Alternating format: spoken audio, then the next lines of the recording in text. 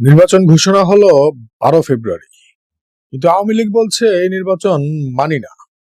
এখন কি হবে বাংলাদেশে? তফসিল ঘোষণার কয়েক ঘন্টার মধ্যেই আওয়ামী লীগের প্রেস রিলিজ, এই সরকারের অধীনে কোনো নির্বাচন বৈধ নয়। আর এবার এটা শুধু সোশ্যাল মিডিয়ায় থাকেনি।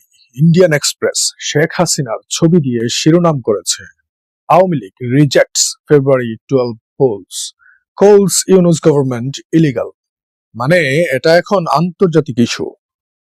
আওয়ামী লীগের প্রেস রিলিজে 3টা বড় দাবি। 1, বর্তমান সরকার ও নির্বাচন কমিশন পক্ষপাতদুষ্ট, নিরপেক্ষ নির্বাচন আয়োজন করতে অক্ষম। 2, যে দলকে সবাই ফ্যাসিস্ট বলছিল সেই দলই এখন একই ভাষা ব্যবহার করছে বর্তমান সরকারের জন্য, রাজনীতির ভাষায় ন্যারেটিভের যুদ্ধ। এবং 3, মুক্তিযুদ্ধের নেতৃত্বদানকারী দল ছাড়া নির্বাচন মানেই দেশকে গভীর সংকটে ঠেলে দেওয়া।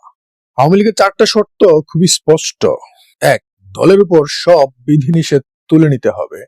2, শেখ হাসিনা সহ সব নেতার মামলা প্রত্যাহার করতে হবে। 3, রাজনৈতিক বন্দীদের নিঃশর্ত মুক্তি দিতে হবে। এবং 4, ইউনূস সরকার সরিয়ে নিরপেক্ষ তত্ত্বাবধায়ক সরকার দিয়ে নির্বাচন ব্যবস্থা করতে হবে। এই শর্ত পূরণ না হলে নির্বাচন মানা হবে না। কিন্তু এখানেই শেষ নয়। মনে আছে সজীব ওয়াজেদ জয় রয়টার্সকে কি বলেছিলেন? নির্বাচনে অংশ নিতে না দিলে নির্বাচন প্রতিহত করা হবে। যদিও এই প্রেস রিলিজে প্রতিহত শব্দটা নেই, তবু প্রশ্ন থেকেই যায়।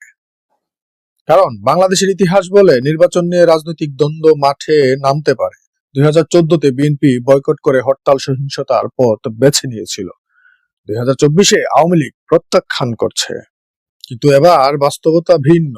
আওয়ামী লীগের শীর্ষ নেতারা দেশের বাইরে, দেশে থাকা কর্মীরা কঠিন পরিস্থিতিতে। তাহলে প্রশ্ন, মাঠ পর্যায়ে প্রতিরোধ করার মতো শক্তি কি আছে এখন? তো এখন 3টা সিনারিও সামনে।